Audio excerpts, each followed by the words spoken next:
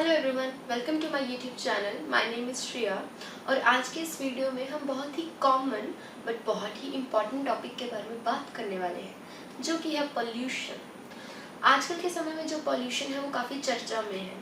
देखिए, पोल्यूशन, सबसे पहले मैं बात करूँगी कि पोल्यूशन का मतलब क्या है, what actually pollution is. Pollution is the entering of unwanted harmful materials into our environment. ठीक है, किसी भी चीज़ की खराबी, उसका पॉल्यूट होना, ठीक है, this is all about pollution and nothing. Okay, तो जैसे कि हम सभी को पता होता है कि हम बेसिकली 4 पोल्यूशंस के बारे में पढ़ते हैं, किस तरह के, air pollution, sound pollution, noise pollution and water pollution. लेकिन क्या आपको पता है, इनके अलावा भी कई तरह के पोल्यूशंस होते हैं जिनके बारे में शायद हमने कभी सुना भी नहीं होगा। जैसे कि रेडियो एक्टिव कंटामिनेशन, क्या आपने कभी इसके बारे में सुना है? कोई बात नहीं, इसके बारे में हम पढ़ेंगे। और जैसे कि बात करें plastic pollution, thermal pollution, acid rain, plastic pollution और एक नया तरह का पोल्यूशन जिसको हम कहते हैं विजुअल पोल्यूशन, और जैसे कि सॉइल पोल्यूशन। ठीक है, मतलब बहुत तरह के पोल्यूशन है। क्योंकि देखिए, पहले ये सब इतनी चर्चा में नहीं थे, क्योंकि इनके बारे में हमने कभी डिस्कस किया ही नहीं, क्योंकि तब ये इतने एक्सटेंट में थे ही नहीं। लेकिन आज के टाइम पर ये पॉल्यूशन, हर तरह का पॉल्यूशन जो है इतना ज़्यादा एक्सटेंट में है कि अब इनके बारे में जानना और इन्हें ओवरकम करना बहुत ज़रूरी हो गया है। तो आज के वीडियो में जानेंगे कि ऐसे कौन से पॉल्यूशंस हैं जो आजकल जिनकी वजह से एनवायरनमेंट को बहुत खतरा हो रहा है, इनके इफ़ेक्ट्स क्या हैं और इन्हें ओवरकम कैसे करना है। सबसे पहले तो बात करते हैं एयर पोल्यूशन से स्टार्ट करें तो, जो सबसे इम्पॉर्टेंट है एयर पोल्यूशन। आपको पता है एयर पोल्यूशन क्या होता है? पोल्यूटिंग एयर, है ना। तो वो किसकी वजह से होती है? व्हीकल्स की वजह से होती है, इंडस्ट्रीज़ की वजह से, जो उसमें से स्मोक निकलता है, यही सब उसका रीज़न है।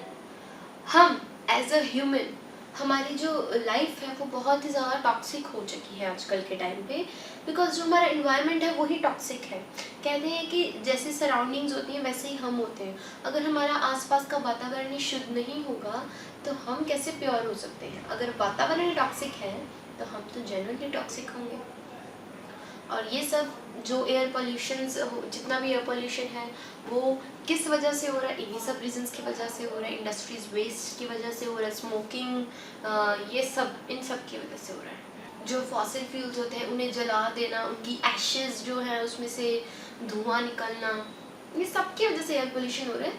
अब देखिए, ये जो है हमारे लिए बहुत ज़्यादा हार्मफुल है, हमारी बॉडी को बहुत ज़्यादा इफ़ेक्ट करता है ये। जिन लोगों की एज़मा की प्रॉब्लम होती है, जिन्हें सांस लेने में तकलीफ होती है, जिन्हें डस्ट एलर्जी होती है, मतलब उनके लिए काफ़ी मुश्किल है सर्वाइव करना ऐसे सिचुएशंस में।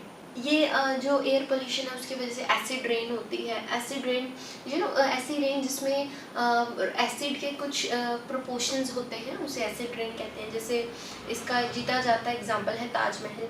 ताजमहल संगमरमर का बना है, वाइट, बट आज के टाइम पे वो वाइट नहीं है, वो लाइट येलो कलर का है। और वो ये जो येलो कलर है वो किसकी वजह से है? एसिड रेन की वजह से। हमारे मॉन्यूमेंट्स का इंफ्रास्ट्रक्चर खराब हो रहा है। और एयर पोल्यूशन का सबसे ज़्यादा मेन जो इफ़ेक्ट है वो हो रहा है ओजोन लेयर पर। ठीक है, एयर पोल्यूशन की वजह से ओजोन लेयर अच्छे से डिप्लीट हो रही है। ओजोन लेयर हमारे अर्थ के लिए सबसे इम्पॉर्टेंट एक खजाना है, जिसे मैं कह सकते हैं कि इम्पॉर्टेंट गिफ्ट है, जिसको हम लोग ख़राब कर रहे हैं, हम लोग उसको डिप्लीट कर रहे हैं just because of air pollution. Ozone layer अगर नहीं रहेगी तो हम सभी को स्किन कैंसर हो सकता है because of the ultraviolet radiations. क्योंकि कुछ सन की ऐसी रेडिएशंस होती हैं जो बहुत हार्मफुल होती हैं, अगर हमारी स्किन को टच करेंगी तो it will cause us very very immense effect. मतलब ये बिल्कुल ठीक नहीं है। So there is a need to put an end. आपको पता है एयर जो है ऑक्सीजन, कार्बन डाइऑक्साइड, नाइट्रोजन का मिक्सचर है, और या बाकी अदर गैसेस का। लेकिन आज के टाइम पे एयर में इन गैसेस से ज़्यादा तो हमें डस्ट इनहेल करनी पड़ती है। उसकी वजह से क्या होता है? रेस्पिरेटरी सिस्टम में बहुत ही प्रॉब्लम आ जाती है, इन्फेक्शन होनी शुरू हो जाती है just because of these things. ठीक है, तो इन्हें कंट्रोल करना चाहिए हमें काफ़ी ऐसी इको फ्रेंडली प्रोडक्ट्स यूज़ करने चाहिए जिनकी वजह से एयर पोल्यूशंस ना। हमें फायर प्रोडक्ट्स कम से कम यूज़ करने चाहिए, क्रैकर्स तो बिल्कुल नहीं चलाने चाहिए, और हमें पेड़ उगाने चाहिए। ये तो सबसे इम्पॉर्टेंट है। ट्रीज लगाने से हर प्रॉब्लम का सोल्यूशन निकल जाएगा। ग्लोबल वार्मिंग नहीं होगी। ग्लोबल वार्मिंग क्यों हो रही है? Because of deforestation. पेड़ ही नहीं है तो टेम्परेचर तो ऑफ कोर्स बढ़ेगा, तो ग्लोबल वार्मिंग तो ऑफ कोर्स होगी। ठीक है, तो मतलब ऐसी बहुत सी बातें हैं, ऐसे बहुत से फैक्ट्स हैं जिन्हें हमें ध्यान में रखना पड़ेगा। अब मैं बात करना चाहूँगी वाटर पोल्यूशन के बारे में। देखिए वाटर पोल्यूशन में क्या है, उसको ये हम कब कहते हैं कि water is polluted? When we find some toxic substances, plastics, waste in water. अब ये देखिए, ये तो इंडिया में काफ़ी फेमस है कि कुछ भी ऐसे भी प्लास्टिक की बॉटल्स तो नदियों में यूं ही दिख जाती हैं, है ना? ये बहुत कॉमन है, लेकिन this is not at all a good deed. This must be this is not so good, because water is our essential. This is our necessity, and we are polluting our necessity. How mean we are, because everyone needs water. Even though we humans need water, plants need water, animals need water. Okay, everyone needs water, so at least we can control water pollution. Okay, because जैसे आपको पता है fresh water की अगर बात करें तो अर्थ में कुछ आई डोंट नो 1% भी फ्रेश वाटर अवेलेबल है अभी के नहीं, बिकॉज ग्राउंड वाटर तो इतना ज़्यादा एक वर्ड होता है ओवर एक्सप्लॉयटेशन। सो वाटर की इतनी एक्सप्लॉयटेशन हो चुकी है कि फ्रेश वाटर भी ज़्यादा नहीं मिलेगा पीने के लिए। तो इस केस में हम यही कर सकते हैं कि जितना हो सके पानी को सेव करना चाहिए, उसमें वेस्ट मटेरियल नहीं फेंकना चाहिए।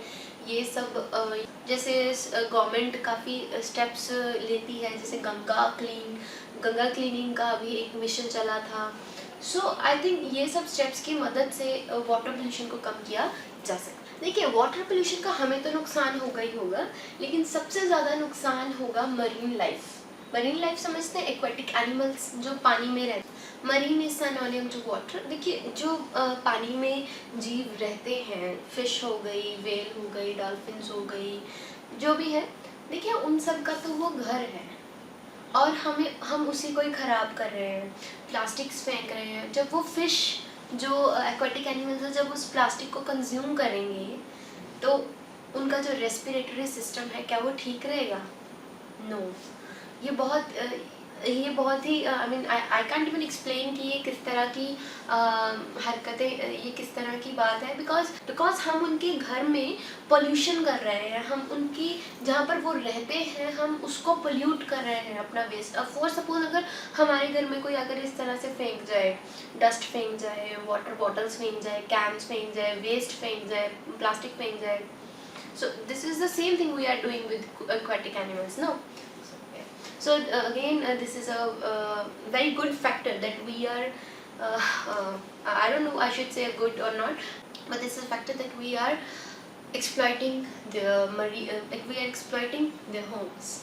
उसके बाद मैं बात करूँगी सॉइल पोल्यूशन के बारे में। इसको हम सॉइल कंटामिनेशन भी कह सकते हैं। देखिए लैंड डिग्रेडेशन वर्ड सुना है, जब हम बहुत सारे केमिकल्स ऐड कर देते हैं या टॉक्सिक सब्सटेंसेस ऐड कर देते हैं सॉइल में, then it leads to land degradation and then it leads to soil contamination.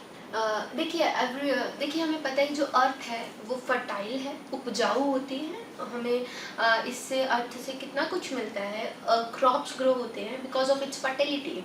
But जब हम बहुत सारे केमिकल्स उस पर डाल देंगे, बहुत सारे टॉक्सिक सब्सटेंसेस डाल देंगे, उससे क्या होगा, जो उसकी फर्टिलिटी है ना वो ख़त्म हो जाएगी, वो डिग्रेड हो जाएगी, ठीक है, वो बंजर बन जाएगी। ये सब एक्चुअली में होता है बिकॉज ताकि क्रॉप जो है वो जल्दी ग्रो करे, इसलिए कई फार्मर्स क्या करते हैं उस पर केमिकल्स छिड़क देते हैं। पर वो उस टाइम के लिए तो ठीक है, लेकिन लॉन्ग टर्म की सोची जाए तो वो लैंड को ही नुकसान दे रहे हैं। देखिए इसकी वजह से क्या हो रहा है, जितनी भी सॉइल की न्यूट्रिएंट्स हैं वो सब ख़त्म हो रहे हैं, जो कि एग्रीकल्चर के लिए बिल्कुल ठीक नहीं है, because agriculture requires nutrients of soil, तो वो बचेंगे ही नहीं। और फ्लोरा एंड फौना के लिए फ्लोरा एंड फौना के लिए भी बहुत नुकसान है, सॉइल इरोजन होगी तो उनका हैबिटेट है वो सॉइल, है ना। और वेजिटेशन नहीं हो पाएगी। सो ऐसे बहुत से फैक्टर्स हैं जो सॉइल पोल्यूशन की वजह से जिन पर बहुत इफेक्ट पड़ सकता है। अब मैं बात करूँगी नॉइज़ पोल्यूशन के बारे में। इसके बारे में बात करने से पहले मैं आपको एक बात बताऊँगी कि नॉइज़ और हारमोनी में बहुत फ़र्क होता है।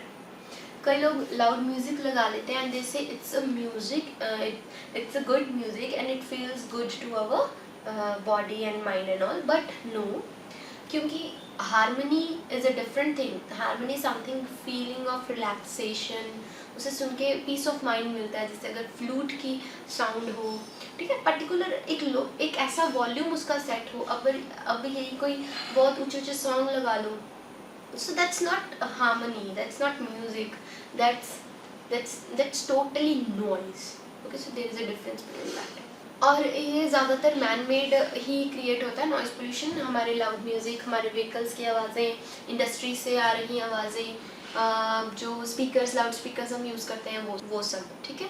और अगर इसकी नेचुरल क्लाइमेटिक्स की बात की जाए तो वोल्केनो इरप्शन की आवाज़, थंडरस्टॉर्म, लाइटनिंग, ये सब भी थोड़ा थोड़ा कंट्रीब्यूट कर देते हैं नॉइज़ पोल्यूशन में। अब मैं बात करूँगी लाइट पोल्यूशन के बारे में। देखिए, light pollution is created by human being. देखिए, बहुत सारी लाइट्स, जब नाइट की बात करें तो बहुत सी लाइट्स जलती हैं, इतनी ज़्यादा कि आँखों में भी कई बार तो ऐसे लगता है कि ओ गॉड। इसकी वजह से क्या होता है ना, लाइट पोल्यूशन की वजह से हम जो हमारा आसमान है उसे तो देख ही नहीं पाते। जो आसमान की ब्यूटीफुल स्टार्स हैं, उसमें जो ब्यूटीफुल गैलेक्सीज हैं, नेबुलाज हैं, कॉन्स्टलेशंस हैं, वी कांट सी देम। कभी आपने नोट किया होगा, हम यूजुअली बात करते हैं कि यार शहर में हम इतने अच्छे से नहीं देख सकते, किसी विलेज वाले जगह में जाए तो वहाँ से हम आसानी से कोई भी कॉन्स्टलेशन को देख सकते हैं या इसको देख सकते हैं। ऐसा क्यों होता है? पहली बात तो शहर में एयर पोल्यूशन है, विलेजेस में कम है। दूसरी बात, शहर में क्या होता है, सिटी में होता है लाइट पोल्यूशन बहुत ज़्यादा होता है, ठीक है, और विलेजेस में कम होता है।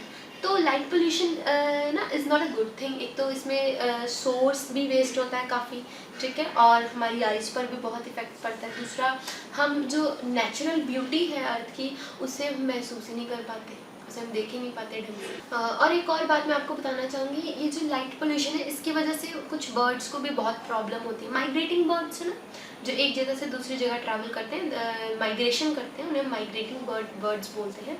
देखिए, उनके लिए भी ये काफ़ी प्रॉब्लम होता है।